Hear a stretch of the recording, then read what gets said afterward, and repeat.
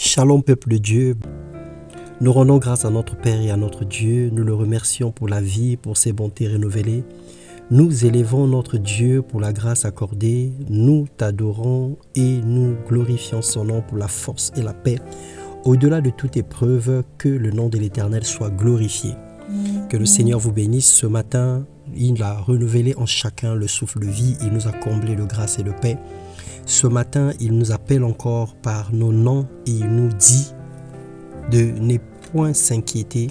Il nous demande de se lever et de regarder, de fixer les yeux vers lui. Nous allons partager notre exhortation ce matin. Le thème de notre exhortation, le culte raisonnable. Et nous lisons dans Romains 12, le verset 1, la Bible déclare « Je vous exhorte donc, frères et sœurs, par les compassions de Dieu, à offrir vos corps comme un sacrifice vivant, saint, agréable à Dieu, ce qui sera de votre part un culte raisonnable. » Si nous voulons comprendre ce contexte, nous allons dire que le culte raisonnable, c'est l'action d'offrir à Dieu nos corps comme des sacrifices vivants. Nos corps saints, nos corps agréables, nous devons offrir à Dieu. Autrement dit, on n'offre pas à Dieu un corps désagréable, on n'offre pas à Dieu un corps qui n'est pas saint, c'est-à-dire un corps impur. Mon frère, ma soeur, toutes les communautés chrétiennes du monde entier, chaque dimanche, samedi pour certains, et voire même vendredi, et en semaine, ont des programmes, des prières, ou ce qu'on appelle couramment des cultes. Par définition, le culte est un honneur que l'on rend à Dieu par des actions de piété ou des actions saintes. Raisonnablement, nous partons à l'église pour rendre grâce à Dieu. Cet honneur, pour rendre grâce à Dieu, cet honneur en cherchant, en louant, en le cherchant, en chantant, en louant, en l'offrant des biens, des offrandes et autres. Toutes ces choses sont formidables. Mais le Seigneur nous fait savoir que notre corps est le temple de son esprit. Un corps saint offert à Dieu est plus raisonnable qu'une messe ou qu'un culte ou encore un rassemblement des chrétiens. Matthieu 10, 28, la Bible déclare « Ne craignez pas ce qui tue le corps et qui ne peut tuer l'âme. Craignez plutôt celui qui peut faire périr l'âme et le corps dans la géhenne. » Matthieu 10, 28.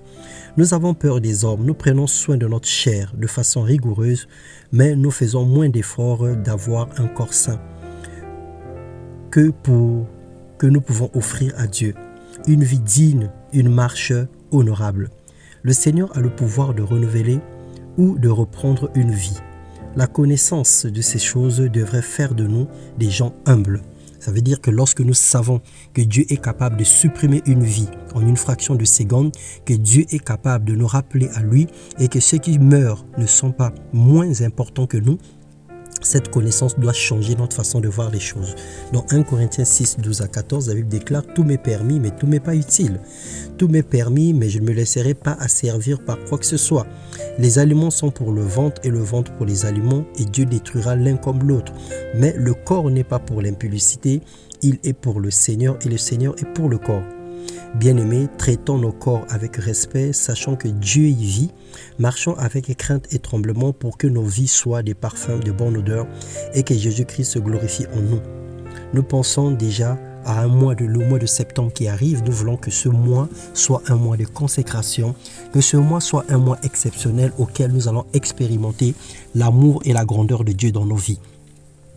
Que le Seigneur nous bénisse et que le Saint-Esprit continue à nous convaincre du péché, du jugement, de la justice. Que le Saint-Esprit continue à nous conduire, à nous guider. Nous voulons marcher sur les traces et sur les pas de Jésus-Christ. Nous voulons être comme lui, être ses imitateurs et le ressembler.